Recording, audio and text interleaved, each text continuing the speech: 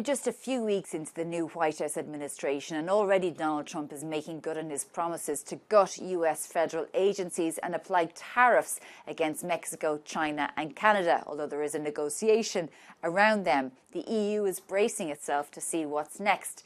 For the Europe Conversation, I catch up with two experts who say the only people profiting from these actions are adversaries of the West. David Salvo and Rachel Dean Wilson, both co-directors of the Alliance for Securing Democracy at the German Marshall Fund. David, you're an expert in Russia, and Rachel, an expert in US policy. Thanks very much for joining us on the Europe Conversation. Rachel, can I start with you and ask you a little bit about tariffs? We have a wait-and-see policy in Brussels at the European Commission at the moment. Of course, there is preparations for the very likelihood that tariffs will materialise. What do you recommend? What would your advice be to the EU in relation to that? And what are the purpose of the tariffs, do you think? Yeah, I mean, I would look at what's going on now with tariffs, right? Look at kind of the opening bid with Canada, Mexico, and China, and how that went for pointers for Europe on how to maybe negotiate and address this. Negotiate being the key word here. I think if we know anything about Donald Trump, it's about a deal. And so you should view kind of the opening tariff discussion as an opening discussion of a deal. And what do you think the point is for Donald Trump to apply tariffs, given that there is a strong consensus that really this will impact Americans the most? It is a tool that he has expressed great love for. And I think it's something tangible that it's easy for him to explain, and that is easy to put out there as a starting negotiating tactic. I can't make the economic case for tariffs, and I'm not an economist, but I don't think I could if I tried anyway. But I do think it is, from a messaging perspective, an effective tool for him. Is the message also Donald Trump saying to the European Union, we're not allies in the way that we have been in the past, that basically separating the two sides? I wouldn't go that far. I think we all understand that the president has certain views on what an alliance means. We saw this in his first administration with the notion of collective defense and the need for European allies to spend more of their budget on NATO and defense. I don't think necessarily that tariffs are a signal that he doesn't care about the alliance himself. Now, I know Europeans are probably taking it that way, and I understand. So I'm not going to tell them not to take this personally. And I suppose, tariffs, they really pale into insignificance when it comes to the existential crisis on the continent of Europe now, the war in Ukraine, Russian interference, and so on. Where do you think Trump's mind is at when it comes to that, protecting allies, being there shoulder to shoulder? I think Trump would love for the war to go away tomorrow. I think there's no utility in war raging in Ukraine for the United States. That full stop. He also thinks that the war in Ukraine is first and foremost Europe's responsibility. That doesn't mean that the United States is going to immediately abdicate any sort of responsibility for supporting Ukraine. And in fact, there are signals that there are back-channel discussions with Russia to see just how serious Russia is about negotiating. I think that message is probably being heard loud and clear at this stage. But what would that look like to you? Because, a lot of people are saying there's no way that Ukraine will not be occupied to some degree, particularly in the east, Crimea and so on, that there may be some sort of frozen territory there, and then potentially security guarantees for unoccupied territories of Ukraine. But what do you think that the United States might want to extract from that? Because we've heard the conversation around raw minerals and what Ukraine might be able to provide for the United States. I think you just identified it. I don't believe that the administration sees much beyond that in terms of what Ukraine can provide the American people or the American interests. Trump himself has said many times, like, what do we care about Ukraine? Who cares? This is not in our immediate interests.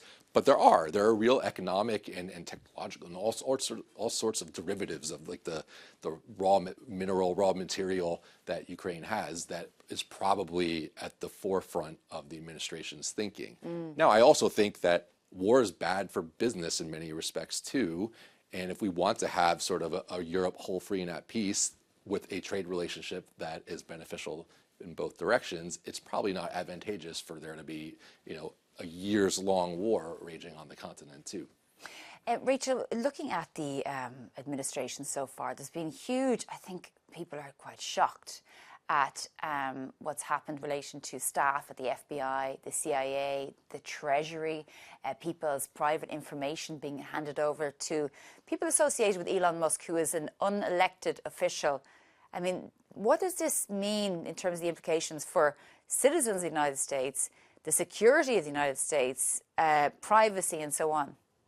We are still figuring out what it means. But the bottom line is Elon Musk has this special status, and so he can work a little outside of the government by also being associated with it. I think there have been already some lines that he has gone up to or crossed. There's discussion of lawsuits from different federal employees around some of the actions that have been taken. And that's one of the really interesting things about this period of time is that we are seeing a lot of these questions are going to be playing out in the courts.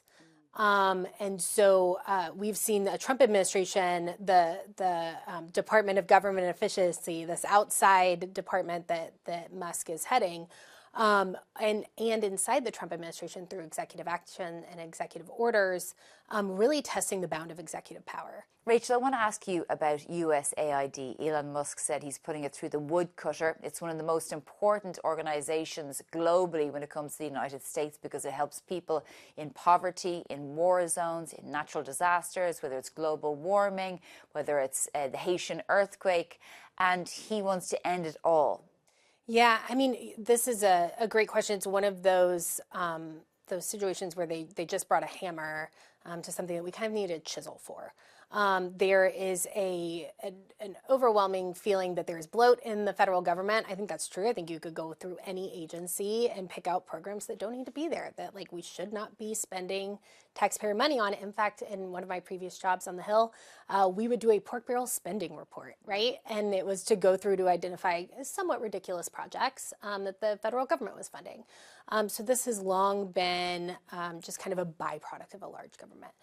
So I think there is a reasonable desire to cut back on these government agencies. That's not, we've just seen a whole halting of something like USAID where there are, as you said, very important programs for everyone around the world that are coming out of that agency. But you have Elon Musk, the richest man in the world, depriving the poorest people of the world, people who are starving, homeless, suffering, whether it's climate change or natural disasters or war, stealing money and food out of their mouths. Yeah, I can't. I don't know. I can't speak for Elon Musk, but I do know that one of the most popular things that Trump is doing, in a general sense, again, I think if you go deep on any one of these policies, you get more resistance and pushback. But in a general sense, it is very popular to cut down on the size of the U.S. government. What's unfortunate from a moral standpoint is that there are these humanitarian programs that have had long-standing bipartisan support in the United States. And I think if you told most American citizens that, we have a tiny fraction of the U.S. federal budget that is going to supporting HIV and AIDS health programs in Africa, or providing food and clean water in real conflict zones, I don't think you would get much opposition to that. And that's why Republicans and Democrats have long supported this in Congress, right? And administrations of both parties. So from a moral standpoint, this is obviously horrible. From a practical, sort of pragmatic standpoint too, this is just abdicating American leadership all over the world. So if the Trump administration's view is we want to lead peace we want to achieve peace through strength, this is not the way to do it. What we're doing is we're alienating people. We're opening the doors to America's adversaries to fill in these leadership vacuums all over the world, in Latin America, in the Middle East, in Southeast Asia. Like it's in Africa. China and Russia are the ultimate benefactors of this policy, not the American people. And just on the Russia, because you're obviously an expert on Russia, the problem with the CIA and the FBI laying people off and sort of diminishing their roles and degrading them in lots of ways, the way they say, it appears that, the Trump administration, some of them they may be in government, but they still somehow are attacking government or agencies of the government. But What are the implications for security of the United States with Russia that has already been interfering, not just in America, but all across Europe and all across the world? I mean, this sort of instability in American institutions, this sort of chaos, it's exactly what Russia wants, and it's exactly what they exploit to amplify discord, to amplify polarization, to attack American leadership. Like this only plays to Vladimir Putin and Xi Jinping's advantage. It's what they want. They want democratic instability. They want a weak, distracted, internal turmoil in the United States, specifically because it means we take our eye off the ball on our global responsibilities, and Russia and China can prey on that. And David, final question to you. We're talking about how Vladimir Putin is probably happy with the situation with, I suppose, Donald Trump in the United States, reverting or becoming more isolationist in some ways. But the relations between the EU and America are also going to make him happy, because there's nothing worse than the West being at loggerheads right now. You said it. I mean, if an alliance is divided, that plays to Russia's advantage. I mean, Vladimir Putin wants a divided alliance because it opens the door for Russian, more like-minded parties and politicians in Europe sort of wondering, well, if we can't get along with the United States, why don't we turn east again? Like, why don't we get Russian energy back here? Why don't we remove sanctions on Russia and have more normalized economic relations? We can't trust the United States anymore. That's exactly what Vladimir Putin wants. Okay, David Salvo and Rachel Dean Wilson from the German Marshall Fund, thank you very much for joining us on the Europe Conversation. Thank you. Thank you.